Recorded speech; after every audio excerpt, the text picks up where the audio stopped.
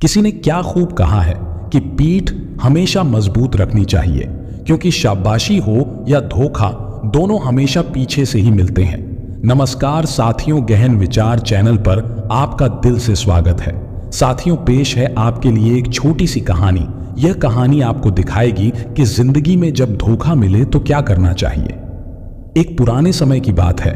एक नगर में एक व्यापारी रहता था। उस व्यापारी का प्रेम विवाह हुआ। उसकी और उसकी पत्नी के प्रेम की लोग मिसाल देते थे। उनकी जोड़ी को देखकर लोग कहते थे कि प्यार हो तो ऐसा हो। हर किसी को उनके प्रेम के बारे में मालूम था। पूरे नगर में जब मसालें जलना बंद हो जाती थीं, तब भी उनकी छत पर एक मशाल जल रही होती थी और पूरी रात जलती थी। उनके प्रेम के बारे में वहां के राजा रानी को भी मालूम था। एक दिन राजमहल की छत पर खड़े होकर राजा साहब अपनी रानी के साथ में आकाश निहार रहे थे और चांद तारे देख रहे थे। इसके बाद उन्होंने नीचे अपने नगर को देखा तो पूरे नगर में अंधेरा था, लेकिन एक मकान की छत पर मशाल जल रही थी। दोनों ने एक दूसरे को निहारा। उसके बाद में चर्चा शुरू हुई और दोनों में इस बात को लेकर बहस होने लगी कि उस व्यापारी का जो प्रेम विवाह हुआ है उसके बारे में लोग कहते हैं कि दोनों पति पत्नी में बहुत प्यार है। दोनों में यह कैसे हो पा रहा है? शादी इतनी सक्सेसफुली कैसे चल रही है?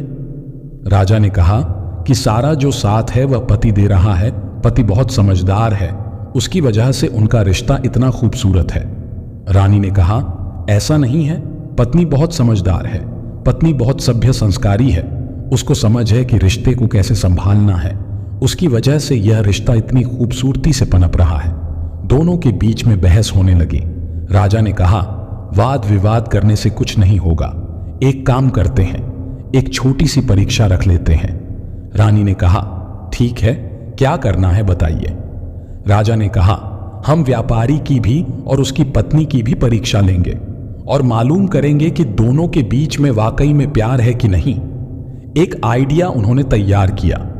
अगले दिन रानी ने अपनी दासी को अपने एक संदेश के साथ व्यापारी के पास भेजा। दासी ने व्यापारी के पास जाकर के कहा कि रानी साहिबा ने मुझे भेजा है और रानी साहिबा ने जो कहा है उस बात को कहते हुए मुझे थोड़ी सी हिचक हो रही है। व्यापारी ने कहा बोलिए ना, क्या बात है, क्या कह रही थी रानी साहिबा? तो दासी ने कहा कि रानी साहिबा कह रही हैं कि अगर आप अपनी पत्नी की हत्या कर दें तो रानी जी आपसे शादी करने के लिए तैयार हैं। वो आप पर मंत्रमुग्ध हो गई हैं, आप पे मोहित हो गई हैं। व्यापारी ने कहा कि आप मेरी तरफ से उनसे माफी मांगिएगा और उनसे कहिएगा कि 1000 रानियां भी आ जाएं, तब भी मैं अपनी पत्नी को नहीं त्याग सकता। जिंदगी भर उसके साथ रहूंगा, उसकी रक्षा करूंगा। वो दासी यह मैसेज लेकर के वापस रानी के पास आ गई और अब की बार जो वारी थी राजा की थी और अब जो परीक्षा होना थी उस व्यापारी की पत्नी की। राजा ने एक नौकर को एक संदेश के साथ वहां भिजवाया। नौकर ने उसी दिन उस व्यापारी के घर जाकर उस व्यापारी की पत्नी से कहा राजा साहब ने आपके लिए एक संदेश भिजवाया है और वो कह रहे हैं कि अगर आप अपने पति की हत्या कर दें तो राजा साहब आपसे विवाह कर लेंगे और आपको हमारे राज्य की रानी घोषित कर देंगे। जो व्यापारी की पत्नी थी उसने कहा कि आज रात में 2 से 3 बजे के बीच में हमारे घर की छत पर जो मशाल जलती रहती है वह बुझ जाएगी और जब वह मसाल बुझ जाए तो समझ जाइएगा कि मैंने अपने पति की हत्या कर दी है। राजा साहब का यह जो प्रस्ताव है मैं इसे मानने के लिए तैयार हूं। नौकर यह मैसेज लेकर दौड़ करके राजमहल गया। नौकर ने राजा को बताया कि उस व्यापारी की पत्नी ने उनका प्रस्ताव स्वीकार कर लिया है और आज रात में वह अपने पति की हत्या कर देगी, उसने कह दिया है। राजा ने फटाफट अपने सैनिकों की एक टुकड़ी तैयार की और कहा कि देखिए, हमें बचाव के लिए तैयार रहना है। जैसे ही मसाल बुझेगी फटाफट से उस व्यापारी घर में जाना, उसको बचाने, उसकी जान बचानी है। सबने कहा ठीक है। राजा राजमहल की छत पर चढ़ा, रानी भी साथ में थी। दोनों देख रहे थे कि क्या वाकई में यह मशाल बुझेगी या नहीं बुझेगी। चौंकाने वाली बात यह थी कि 2 से 3 बजे के बीच में मशाल बुझ गई, क्योंकि व्यापारी जब वापस आया था अपनी दुकान से तो खाना खाने के बाद जब सोने चले गए तो सारी बातें ऐसी चल रही थीं जैसी रोज चलती थीं। लेकिन इस बीच में उस व्यापारी की पत्नी ने खेल कर दिया था। व्यापारी की पत्नी ने फांसी का फंदा तैयार किया था और 2 से 3 बजे के बीच में अपने पति को ही फांसी पर लटका दिया था। जैसे वह मशाल बुझी, राजा के सैनिक दौड़ करके व्यापारी के घर में गए। सैनिकों ने व्यापारी की पत्नी को तो गिरफ्तार कर लिया, लेकिन उस व्यापारी की जान को नहीं बचा सके। उस रात राजा को नींद नहीं आई। अगली सुबह उसका दिमाग गर्म और बहुत गुस्से में था। खुद पे उसको गुस्सा आ रहा था कि ये क्या हो गया। उसे महिलाओं को देखने का मन नहीं कर रहा था। उसे नारी से नफरत हो गई। उसे लग रहा था कि ये क्या धोखेबाजी हुई, ऐसा नहीं होना चाहिए था। राजा बहुत गुस्से में था, जो उनके राज्य का सबसे बुद्धिमान मंत्री था, जो सबसे बड़ा मंत्री था।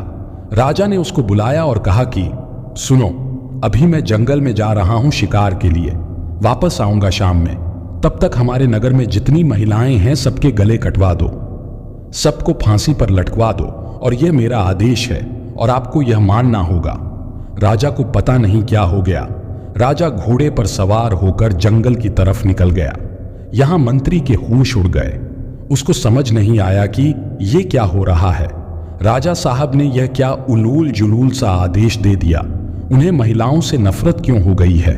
मंत्री अपने बूढ़े पिता के पास गया, जो कि एक वक्त में उस राज्य का मंत्री था, और मंत्री ने अपने पिता से जाकर कहा कि पिताजी, राजा पागल हो गया है। राजा कह रहा है कि राज्य में जितनी भी नारी हैं, जितनी महिलाएं हैं, उन्हें खत्म कर दो। उसे नारी जाति से नफरत हो गई है। वो जो बूढ़ा पिता था उस मंत्री का, उन्होंने कहा कि बेटा, एक काम करो, सबसे पहले तो तुम छुप जाओ, क्योंकि जब राजा आएगा तो गुस्सा तुम पर ही निकालेगा। मैं उससे बात कर लूंगा, तुम परेशान मत होना। शाम में राजा वापस आया और आकर के देखता है कि उसके नगर में महिलाएं वैसे ही घूम रही हैं। ये देखकर उसका गुस्सा और बढ़ गया। उसने अपने राजमहल में मंत्री को ढूंढा, लेकिन मंत्री कहीं नहीं मिला। तो राजा उसके घर जा पहुंचा। घर जा करके पूछा तो मालूम चला कि मंत्री वहां भी नहीं था। वहां था उस मंत्री का बूढ़ा पिता। उस मंत्री के बूढ़े पिता के पास राजा गया। उस मंत्री के बूढ़े पिता ने कहा कि राजा साहब की जय हो। कहिए राजा साहब, कैसे आना हुआ। राजा तो गुस्से में भरा हुआ था, तो उसने कहा कि तुम्हारा बेटा कहां गया। उसको मैंने का एक आदेश दिया था, जो उसने नहीं माना। अब मैं उसका गला सबसे पहले कटवाऊंगा। मुझे उससे नफरत हो रही है। मंत्री के बूढ़े पिता ने राजा से कहा कि हे राजन, मुझे मालूम है कि आप क्यों परेशान हैं। आपके एक फैसले की वजह से एक व्यक्ति की जान चली गई, और आपके सामने जो आपको लगता था कि यह प्यार वाला रिश्ता है, वही धोखेबाजी वाला रिश्ता निकला। आप जो धोखा मिला है उससे परेशान हैं। इस बात ने आपको अंदर अंदर इतना परेशान कर दिया है कि आप नगर की सारी नारियों को खत्म करना चाहते हैं। लेकिन राजा साहब, आपका आदेश माना जाए उससे पहले, क्योंकि जब आपके पिताजी का राजपाट था, उस वक्त मैं मंत्री था, तो मेरी एक छोटी सी बात सुन लीजिए। मैं एक कहानी आपको सुना देता हूं, आपको सब समझ में आ जाएगा। राजा ने कहा, सुनाइए, फटाफट से, क्या बात है आपके पास। तो उस मंत्री के बूढ़े पिता ने, जो एक वक्त में राज्य का मंत्री था, उसने एक छोटी सी कहानी सुनाई। उसने कहा कि राजा साहब, एक बार मैं आपके पिताजी के साथ में शिकार के लिए निकला था। हम रास्ता भटक गए थे। मैं जंगल में अंदर की तरफ चला गया। मुझे बाहर निकलने का रास्ता नहीं मिल रहा था। तभी मैंने देखा कि एक योद्धा अपने घोड़े पर सवार होकर आया। उसने रस्सी मुझ पर फेंकी और मुझे बांध करके अपने साथ ले गया। मुझे पता नहीं था कि वह मुझे कहां ले जा रहा है। वो मुझे कब्रिस्तान में लेकर के गया। जब वो मुझे कब्रिस्तान में लेकर के गया तो मुझे लगा कि मेरा खेल यहीं खत्म होगा। मैंने अपनी जान बचाने की बहुत कोशिश की, लेकिन वो बहुत ताकतवर था। एक कब्र के पास में उसने एक कब्र के ठीक नीचे की तरफ उसने एक गड्ढा खोदना शुरू किया और मुझसे कहा कि चुपचाप मेरा साथ दो। हमने मिलकर के वहां पर 2 कब्रें खोदी। मुझे तो समझ में आ गया था कि एक में तो मुझे दफनाया जाएगा, मेरी मौत होने वाली है, पर दूसरी में किसको दफनाया जाएगा यह मुझे पता नहीं था। वो जो योद्धा था वहीं पास के खंडर में उसकी छत पर फटाफट से दौड़ कर गया। उसने मुझे घोड़े से बांध रखा था और छत पर से उसने एक सर कटी लाश नीचे फेंक दी। मैं डर गया, क्योंकि वह जिसकी लाश थी, ऐसा लग रहा था कि अभी अभी उसका मर्डर हुआ है, अभी अभी उसकी हत्या की गई है। योद्धा उतरकर वापस नीचे आया और उसने मुझसे कहा कि सुनो, इसको दफनाना है। वो जो कब्र थी उसके पैरों की तरफ जो सिर कटी लाश थी उसको उसमें दफना दिया गया। मैं डर रहा था राजा साहब, मुझे लग रहा था कि जो दूसरी कब्र है इसमें मुझे दफनाया जाएगा। लेकिन जब उस योद्धा ने जो मुंह पर कपड़ा बांधा हुआ था उसे हटाया तो कोई खूबसूरत कन्या थी, महिला थी। उसने कहा कि घबराओ मत, मुझे मालूम है तुम कौन हो। तुम इस राज्य के मंत्री हो और इस राज्य के राजा को जाकर के मेरा एक संदेश देना। उनके एक राजकुमार ने मेरी हंसती खेलती जिंदगी को बर्बाद कर दिया। राजकुमार मुझे पाना चाहता था, इसलिए राजकुमार ने मेरे पति की हत्या कर दी। यह मेरे पति की कब्र है, इसके नीचे एक और कब्र मैंने खोदी है और यह जो लाश है यह उसी राजकुमार की लाश है जिसे हमने दफना दिया है। और उसके बाद वह बोलती चली गई कि अब मैं अपना गला काट रही हूं, मैं अपनी जान दे रही हूं और अपने पति के पास वाली कब्र में जिंदगी भर आजीवन, जब तक नाम और निशान रहे हम दोनों का, तब तक के लिए दफन होना चाहती हूं। यह जिंदगी खत्म करना चाहती हूं। अगली जिंदगी में भी जहां मिलें हम साथ रहे हैं, इसी तमन्ना के साथ मैं पास में दफन होना चाहती हूं। मुझे दफन कर दीजिए। और यह बोल करके उसने अपना गला काट दिया। राजा साहब, उस दिन मुझे समझ में आया कि सच्चा प्यार क्या होता है। उस महिला ने जो अपनी जिंदगी कुर्बान कर दी अपने पति के लिए, उसने मुझे सिखाया कि सच्चा प्यार क्या होता है। आप इस बात से परेशान हैं कि वह व्यापारी, उसकी पत्नी ने उसे धोखा दे दिया। आप इस महिला के बारे में सोचिए जिसने अपने पति के लिए अपनी जान दे दी। सिर्फ एक महिला के धोखेबाजी की वजह से आप सारी महिलाओं को कहां फांसी पर लटकाने के लिए चले थे। अपने फैसले को बदलिए। राजा को सब कुछ समझ में आ गया। कहानी बहुत छोटी है लेकिन हम सबके लिए बहुत इंपॉर्टेंट मैसेज लेकर के आई है।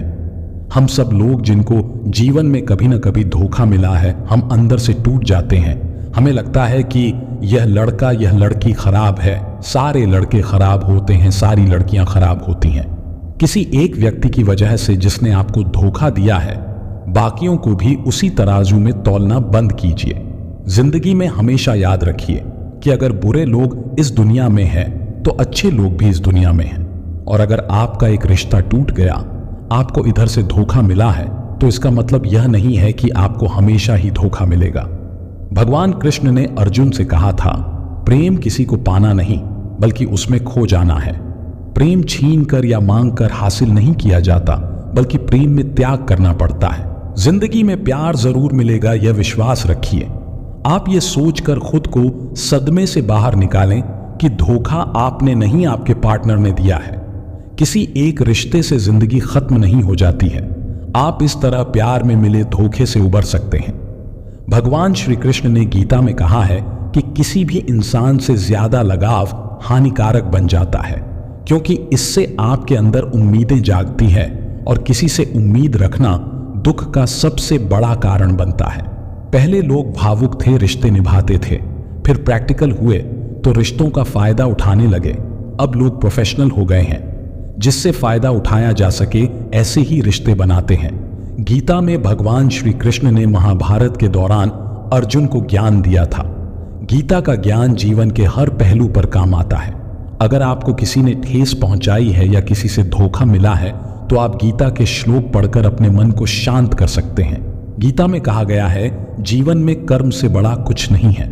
साथियों, आशा करते हैं कि आज की वीडियो से आपको बहुत कुछ सीखने को मिला होगा। साथियों, अगर वीडियो अच्छी लगी हो तो कृपया हमारी वीडियो को लाइक और चैनल को सब्सक्राइब जरूर करें।